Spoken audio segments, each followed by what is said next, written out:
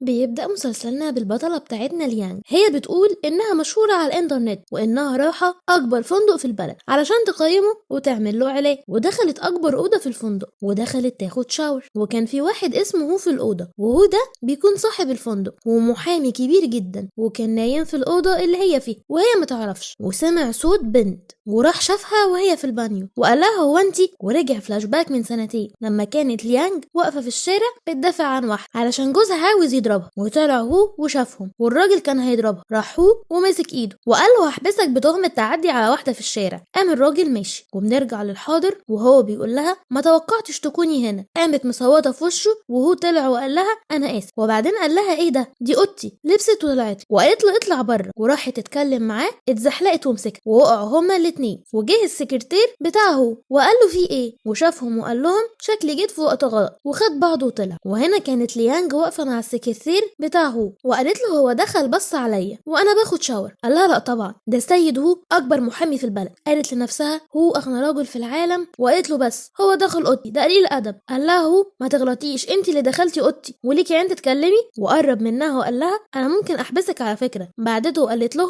انتوا جايين عليا، طيب ماشي، وطلعت وفتحت فيديو وقالت للفانز بتوعها الفندق ده وحش محدش يروح، كنت نايمه ودخل عليا واحد وسكرتيره وقف معاه وشاف سكرتيره وهو الفندق وقال له الحق ده كده الفندق هيجيب تقييمات وحشه. قال له ما تقلقش انا هعرف اتصرف. قال له طيب، وخد بعضه وطلع.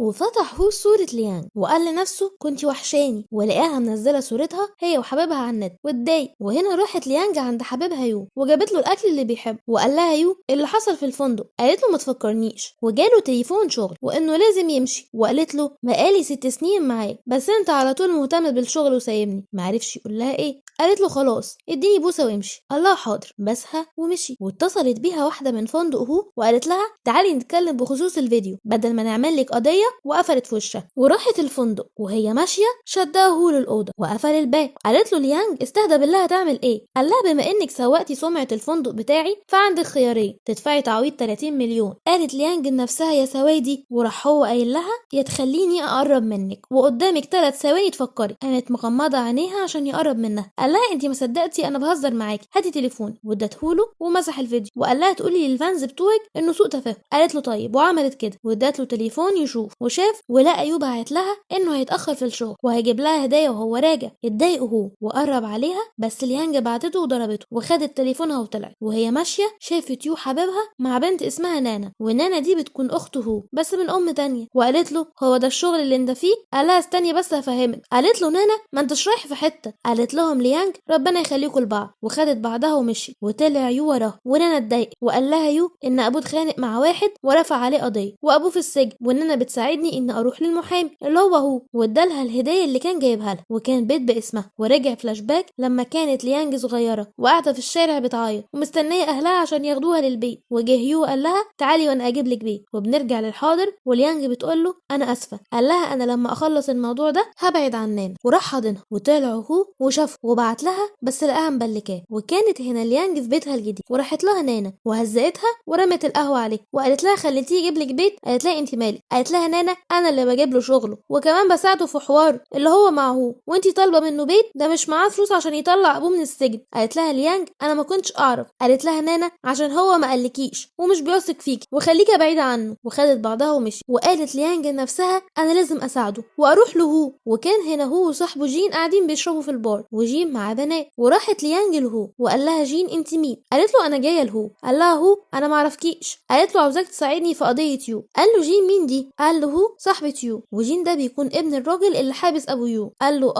وقام جين وقال لها طيب اشربي بقى المشروب ده عشان هو يساعدك، وشربته. والبنت قامت حطت لها تاني وفضلت تشرب لحد ما كانت هتقع. وقام هو وقال للبنت طلعيها بره، وقال لجين اعمل حسابك هتشرب زيها واكتر. وهنا كانت ليانج مش قادره تمشي، والبنت كانت عاوزه توديها لجين بس ليانج بعتت ليو يجي يلحقها، وكانت البنت بتشدها عشان تمشي بس طلع هو مشاه وخد ليانج على اوضه، وكان يو بيدور عليه ورن عليه. كانت ليانج هترد، بس هو قال لها لا، وكان هيقرب منها بس هي عيطت وقال لها طيب خلاص شربيني المشروب ده وهخليكي تمشي، وشربته له. وقام قرب منها، وكان هنا يو بيدور عليه وشاف 2 مقربين من بعض وحسبهم هم، ودخل عليها بس ما لقاهمش. وجات البنت اللي بتشتغل في البار وقالت له اساعدك؟ الله عاوز اشوف صاحبتي في الكاميرات. وهنا ليانج بعدت عن هو، وجه يو قال لهم بتعملوا ايه؟ قال له هو اسهلها، كان هيضربه. قال له هو انت هبل، انا سيد هو. قال يو السيد هو المحامي الكبير، وقال له ان جين هو اللي شرب ليانج المشروب وانا اللي جبت لها دكتوره. ورجع فلاش باك لما جاب ليانج دكتوره عشان تفوقها، وبنرجع للحاضر وليانج بتقول له ايوه هو ده اللي حصل. ورجعت فلاش باك لما هو قرب منها، وبنرجع للحاضر ويو بيشكر هو وبيقول له هو فين جين؟ قال له هو على مكان. وكان هنا جين قاعد وراح له يو زعق له على اللي عمله، قال له اشرب انت كمان عشان اقول لبابا يطلع ابوه. قام يو رامي مشروب عليه، وجات ليانج وقالت لجين مالكش دعوه بيه. قام ومسك ايديها قال لها انت خايفه عليه، بس هو ممكن يبيعك عشان ابوه. جه هو وضربه وقال له انا مش قلت لك تخلص المشاريب؟ وخلى رجالته يشربوه غصب عنه لحد ما اغمى عليه وخدوه وطلعوه. وجه هو يلمس ليانج، بعدت وقال لها انت خايفه لا يغير عليكي، وادى ليو الكارت بتاعه وقال له ابقى تعالى لي اتحايل عليا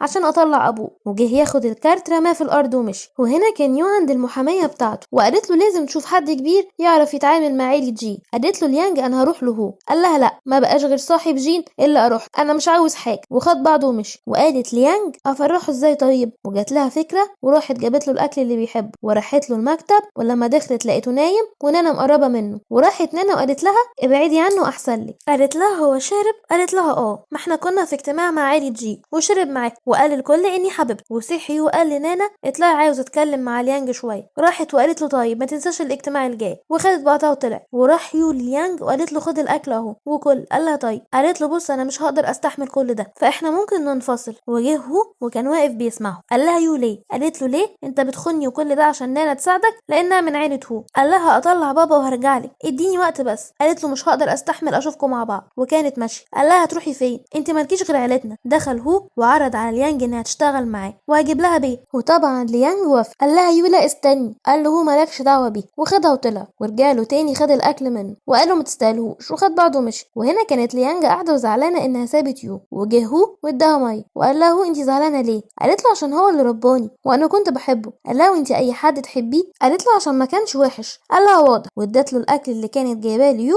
وشكرته. قال لها مش عاوز الاكل بتاعه. قالت له طيب. وكلته وهي بتعيط وقالت له كان بيحب الاكل ده قوي. وخدها في حضنه وقال لها خلاص بقى ما انت هتبقي معايا ووراكي شغل بكره وعاوزك تكوني شاطره. وتاني يوم راحت ليانج الشغل عند هو، وكان في 3 بنات قاعدين، منهم واحده اسمها سونج وبتكون سكرتيرة هو، وكانوا بيتكلموا عن هو. وليانج كانت سامعاهم. وسونج بتقول لهم ان هو بيعملها حلو. قالوا لها باين، والسلسله اللي لابساها نفس بتاعته كمان. قالت لهم وشافوا البنات ليانج وراحوا لها. وليانج عرفتهم على نفسها وقالت لهم ان هي جايه تقابل هو. قالت لها سونج بس هو ما بيقابلش حد. ورنت عليه تساله. قال لها انا جايه اهو. استغربت. ولما نزل صحاب سونج قالوا لها شكله هيخليكي السكرتيره الاولى عنده. قال لهم لا، ليانج هي الاولى. وخدها ومشي. وسونج اتضايقت وقالت لاصحابها سيبوه انا عارفه انا هعمل ايه. وكانت هنا ليانج قاعده على مكتبها وقالت لنفسها انا جايه عشان اقنع هو يطلع ابو يو عشان هو اللي مربيه. وكان هو واقف مع السكرتيره وبصت له ليانج ورسمت خنزيره على الورقه وكتبت اسمه. وهو راح لها وشاف الرسمه وخدها على مكتبه وقال لها انت بتتنمري عليا؟ قالت له لا. قال لها انت فاكراني اهبل؟ وقرب منها. قالت له ابعد. قرب اكتر. ونادوا عليها البنات بره وطلعت جري. وقالت لها سونج روحي وهاتي ورقه اللي على مكنه التصوير. راحت ليانج بس ما لقتش حاجه. قالت لها سونج لا تكوني حطيتيهم في مكنه التقطيع. قالت لها انا ما شفتهمش اصلا. قالوا لها الموظفين دي اتفاقيه كبيره لشركتنا وممكن نفلس بسببها. طلع هو قال لهم في ايه. حكت له سونج اللي حصل. قالت لهم ليانج طيب استنوا بقى. وراحت خدت ورق من مكنه التقطيع وشمته وقالت لهم في ريحه بارفان. ده بتاع مين؟ قالت لها سونج هتلاقي البنت اللي مشيت من شويه. قالت لها ليانج وانتي عرفتي منين؟ قال لهم هو خلاص بقى روحوا واتبعوا ورق تاني من الاتفاقيه وهاتوه. قالوا له حاضر. ومشيت ليانج وقالت سونج لنفسها والله لا اوريكي. وهنا قاله لي ليانج جدع عشان اللي عملتيه. وخدها مكتبه وكانت بتعيط وتقول له انا دايما كده فقر، حتى اهلي سابوني، انا بجد وحشه. خدها وقعدها على الكرسي وقال لها ما تخليش حد ياثر فيكي وفي شخصيتك، انتي جميله. قالت له شكرا. وكان هيقرب منها دخلت نانا وقالت ليانج انتي هنا؟ وقالت لها انا اتخطبت انا ويو يو. قالت ليانج لهو انا همشي، وخدت بعضها ومشي. وقالت نانا لهو ما لقيتش غيرها تكون معاها، قال لها مالكيش دعوه ومش عشان اختي تتدخلي في حياتي، وسابها ومشي. وطلع وراها بس هي مشي وزعل عشان هي لسه بتحب يو. وكانت هنا ليانج قاعده وزعلانه، واتصلت على هو بدل يو هزقته وقالت له انا قربت من هو عشان اطلع ابوه، وانت رحت خطبت نانا، بكره اتجوز هو تندم. وقفلت. وتاني يوم راحت الشغل وخبطت في هو وقالت له معلش، وقال لها تعالي معايا، وخدها على مكتبها وقال لها الورق ده كله تراجعيه وتقريه. قالت له اقراه؟ قال لها اه، وما تطلعيش غير لما تخلصيه. وقعدت ليانج تشتغل لحد ما نام. وصحت رنت على هو وقالت له انت ليه بتعمل كده؟ قال لها تعالي على الفندق. وراحت ليانج وكان هو عامل حفل، وسونج والبنات قعدوا يتنمروا عليه وعلى لبسها، بس ليانج زعقت لهم ومشيت وخبطت في هو وقالت له انت عاوز ايه؟ نادى على البنات وخدها على الاوضه وقال للبنات لبسوه، والبنات قعدوا يهتموا بيه. وكان هنا هو في الحفل. وراحت سونج وقالت له انا كرشت ليانج عشان لبسها مش حلو. ودخلت ليانج وكانت زي القمر، والشباب اعجبوا بيه وراحوا يتعرفوا عليه وقالوا لها انتي من عيله مين؟ جت نانا ويو وقالت لهم نانا ما عندهاش اهل ومش غنيه، واكيد هدوم دي تقليد، وشدتها من الفستان. قالت لها ليانج على الاقل مش قليله الادب زي. قالت لها انا؟ قال لها يو اعتذري منها. قالت له ليانج انا اعتذر منها؟ قال لها اه. قالت له نانا انت لسه هتتكلم معاها؟ ونادت على الامن عشان يطلعوه. قال لهم هو ما حدش يكلمه، وبعدين دي اهم منكم، والحفله دي معموله علشان. قالت له نانا ما تهزرش بقى. قال لهم هو انتوا عارفين ان شركتنا عامله مشروع خيري، والمشروع ده بيتكلم عن حمايه الاطفال اللي اهلهم سابوه، وصاحبه المشروع هتكون ليانج. قالت ليانج لنفسها دايما بيقف جنبي. وقالت له سونج ونانا انت متاكد؟ دي هتبوظ الدنيا. طلعت ليانج وحكت قصتها للناس، وان بسبب اللي حصل لها ما بقتش واثقه في نفسها، بس عرفت ان ده ذنبهم هم مش هي. وقالت لهم انا قيمتي مش فلوس ولا اكون وحشه زي ناس، وبتباهى بفلوسي ومش راجل اي بنت بروح معاه. وبصت لنانا والناس سقفوا لها وقالوا لها انت صح، واتكلموا على نانا. ونانا قالت لهم انتوا هبل انا غيرها. ونزلت ليانج ورمت المشروب في وشها. وكانت نانا هتزعق لها،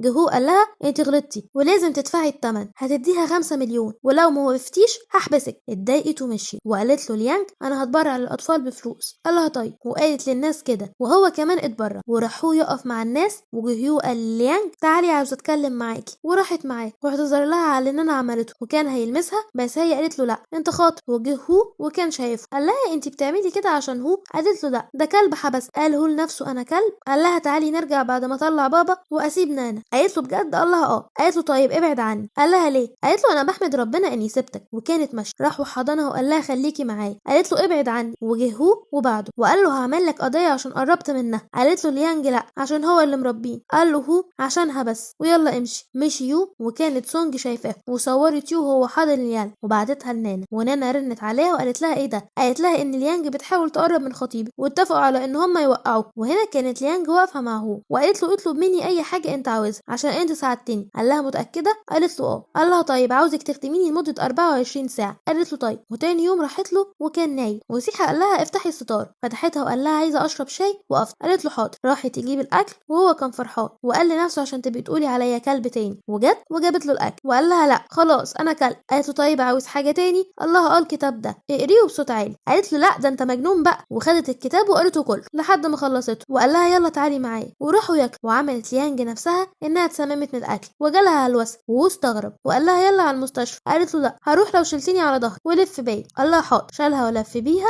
وقال لها خلاص بقى يلا. قالت له لف كمان. قال لها حاضر ولف بيه. وهنا كان هو بعت العامله بتاعته تجيب له علاج ليه، وجابتهوله واديتهوله ومشي. وادى لليانج تشربه. وقالت لنفسها يا سوادي لو عرف اني بمثل هيحبسني. وشربت الدواء وكان حراق جدا وفضلت تنط. وقال لها شفتي كنت عارف انك بتمثلي ولازم اعاقب. وشالها على ظهره ودخل الاوضه وقرب منها. وشافت ليانج السلسله، ورجعت فلاش باك لما سونج كانت لابسه نفس السلسله. وبنرجع للحاضر وسالت هو انت مخبي عليا حاجه؟ قال لها لا. ضربته بالمخده وقالت له ابعد عني وقامت. وتاني يوم راحت ليانج الشغل وركبت الاسانسير وراح ورا وقال لها مش بتردي على مكالماتي ليه؟ قالت له انا حره. وزقته وطلعت. وكانت سونج وصاحبتها واقفين. وطلع هو قال لنفسه هي ازاي تزقني؟ وقالت صاحبه سونج ليها الحقي. قالت لها ما تقلقيش نهايتها قربت. وكانت ليانج قاعده على مكتبها وراح لها هو واداها شغل تخلصه. وجه واحد اسمه تشي وقال له هو انا دلوقتي ماسك القضيه بتاعتي، تقوم واخد معلومات عني وتروح تديها لخصمي؟ قال له هو ازاي الكلام ده؟ جه الراجل بتاع تشي وقال له ان المعلومات متسربه من اللابتوب ده، وشاور على بتاع ليانج، وقالت ليانج لهو انا ما عملتش حاجه. رجعت سونج فلاش باك وهي بتتفق مع نانا يعملوا كده، وبنرجع للحاضر وسونج راحت لتشي وقالت له مديرنا ما يعملش كده، وقاله لي تشي اديني فرصه واعرف مين عمل كده، ولو ما عرفتش خد كل فلوس. قال له طيب. وراحت سونج رنت على نانا وقالت لها اللي حصل، وقالت لها نانا انا مالي، انت اللي سربتي معلومات العميل. قالت لها يا جحده خدعتيني. قالت لها اه. قالت لها سونج بس ده اخوكي ساعديه. قالت لها لا ولا اعرف، وقفلت معاه. وكانت هنا ليانج واقفه وبتقول لنفسها انا هعمل ايه، ده انا ممكن اتحبس، وداخت وكانت هتقع. وجه هو ومسكها وقال لها طول ما انا معاكي ما تقلقيش. قالت له بس انت لو ما لقيتش اللي عمل كده هتديله كل فلوس. قال لها ما تقلقيش هعرف. قالت له طيب انا عندي فكره. كانت ليانج قاعده على مكتبه وكلمت الراجل اللي بيصلح الاجهزه في الشركه بتاعته وقالت له بصوت عالي طيب انا مستنياك تراجع الفيديو. وقفلت وسالتها صاحبتها في ايه. قالت لها انت عارفه اني مشهوره وكنت فاتحه فيديو وبصور عادي يوم المشكله بتاعت تشي، ولقيت الفيديو في البنت اللي عملت كده وبعتت للراجل يشوفه لانه مش واضح قوي. قالت لها طيب. وسونج كانت سامعاهم واتوترت وقامت وكله شك فيه، وراحت اتصلت بالراجل وقالت له ان في جهاز باص في الشركه تعالى صلحه. واستنى يطلع من مكتبه. ودخلت المكتب وقعدت تدور على التليفون اللي عليه فيديو ولقيته وخدته. وكانت ليانج بتصورها وقالت لها ما توقعتش انك تكوني السبب. قالت لها انت خدعتيني. قالت لها اه. كانت هتضربها. قالت لها ليانج انت ازاي كده. قالت لها كل ده بسببك. ومسكت سونج السكينه وكانت هتضرب ليانج بيه، بس جه هو والامن ومسك السكينه بايديه واتعور. وقعدت سونج تتحايل عليه سماح، بس هو قال لها لا وخلى الامن ياخده. وكانت ليانج قاعده بتربط له ايده وقالت له ليه عملت كده، ايديك اتعورت اهو. قال لها يعني اسيبك تتعوري. قالت له انت ليه بتعمل معايا كده. قال لها انت عارفه اني بحب بس انت مش بتحبيني. قالت له ما انت بتحب سونج. قال لها سونج مفيش حاجه بيني وما بينها. قالت له والسلسله اللي انتوا لابسينها زي بعض. قال لها السلسله دي من امي ومفيش منها غير نسخه واحده. قالت له يعني هي مقلداها. قال لها اه. قالت له طب انت ليه بتحبني مع اننا متعرفين قريب. قال لها انا عارفك من زمان، انا المحامي اللي ساعدتك من سنتين. رجعت ليانج فلاش باك وافتكرت لما جه ودافع عنها. وبنرجع للحاضر وهي بتقول له هو انت. قال لها اه. وقال لها انا مستعد ابيع الدنيا كلها علشانك. وهنا راح جاب لها اكل وكانوا هيقربوا من بعض. جت شي وشكروا على اللي عملوا معاه وقال له نكتب عقد جديد مع بعض. قال له هو طيب هروح اجيب الورق من فوق. وقال لي ليانج خلي بالك منه ومشي. وليانج حطت له ميه وقالت له اتفضل اشرب. وقال لنفسه انا حاسس اني بشبه عليه. وقال لها انت عارفه انك شبه بنتي اللي مش لاقيها. قالت له بجد يا رب تلاقيه، انا عكسها بقى اهلي رموني. قال لها وريني ايدك كده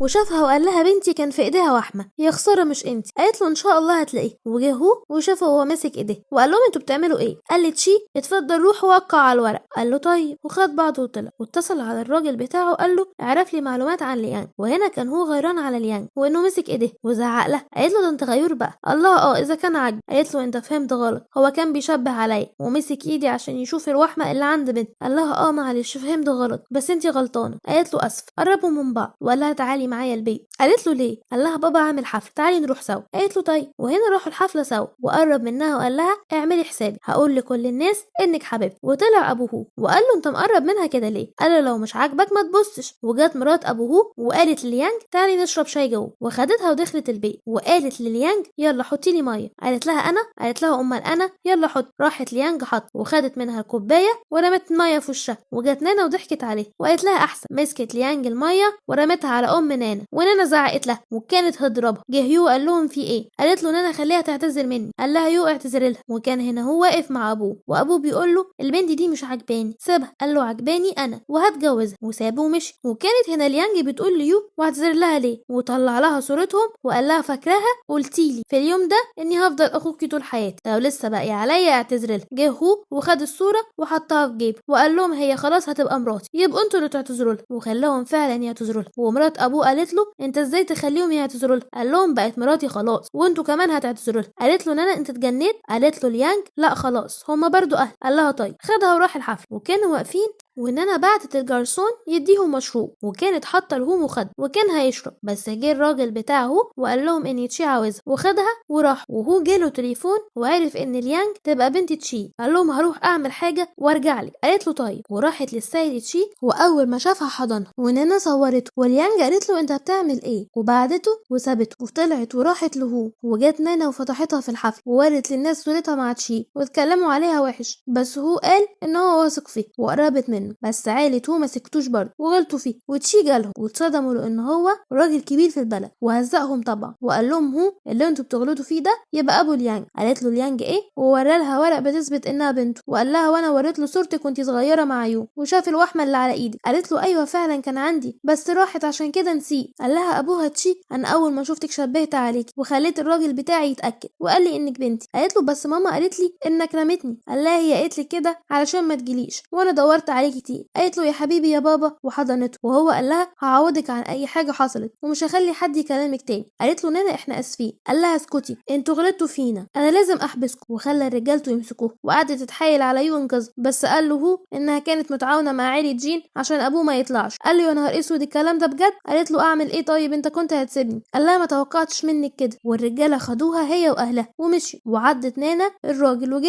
وجري وراه. وهنا كان يو بيطلب من ليان انها تسامحه، بس هي طبعا ما وافقتش وقالت له مش هنسى انك وقفت جنبي وربيتني بس انا بحبه هو. ورجعت فلاش باك بكل ذكرياتهم الجميله، وبنرجع للحاضر ويو قال له هو خلي بالك منها. قال له مش محتاج تقولي، وقربوا من بعض. وهنا كان هو وليانج ماشيين وقال لها انه عاوز يتجوزها ويحقق لها حلمها. قالت له حلمي؟ قال لها وسمعها التسجيل وهي كانت بتكلمه على اساس انه يو، وبتقول له انها هتتجوز هو وهتندمه. قالت له يعني انت كنت عارف نيتي وفضلت معايا؟ قال لها عشان بحبه. وجت نانا ومسكت الفازه وكسرتها على دماغه هو واغمى عليه ونزف، وخدوه على المستشفى. وطلع الدكتور وقال لليانج انه اتعمى بسبب الارتجاج في المخ. وهنا كان هو قاعد ودخلت له ليانج وقال لها اطلعي انا بقيت اعمى ومش عاوز مساعده من حد. قالت له مش هروح في حته، هفضل جنبك وابيع اي حاجه علشان. حضنها وقال لها انا اسف عشان قلت لك كده. قالت له ما تقلقش يا حبيبي انا معاك. وهنا كانت ليانج جايبه له تورته وبتحتفل معاه بعيد ميلاده، وقالت له اتمنى امنيه. قال لها اتمنى انها تفضل معاه. وقال لها فين هديتي؟ قالت له انا اهو. وقربوا من بعض. وتاني يوم صحيت ليانج ويو كان بيكلمها في التليفون، وصحي هو ولقى نفسه شايف وسمح وهي بتكلمه واتضايق وقال لنفسه انا مش هقول لها اني خفيت. وقالت له ليانج انت صحيت؟ يو كلمني وقال لي ان ابوه طلع من السجن وعاوز يشكر. قال لها مش لازم، وخدته عشان ياكل. وشافها وهي بتحط له على الاكل زيت حراق وهو مش بيحبه وما كانش عارف يعمل ايه، وقعدت تاكله. وقال لها قومي هاتي لي ورقه اللي جبتيها من الشركه. قالت له حاضر. قامت وقام هو جاري يدور على ميه. وجات ليانج وسالته ليه خبت عليا؟ قال لها ما كنتش عاوزك تروحي اليوم. وليانج زعلت منه بس هو صالحها وعرض عليها الجواز، وهي وافقت وقربوا من بعض. وهنا خدها هو في الاوضه اللي اتقابلوا فيها اول مره عشان يقضوا شهر العسل مع بعض، وشالها وقربوا من بعض. وبكده يكون خلص ملخصنا النهارده. لو عجبكم اكتبوا لنا في الكومنتات، لو عاوزين ملخص معين او مسلسل معين اكتبوا لنا برضو في الكومنتات، وما تنسوش اللايك والشير والاشتراك. واشوفكم في ملخص جديد ومسلسل جديد. باي باي يا حلوين.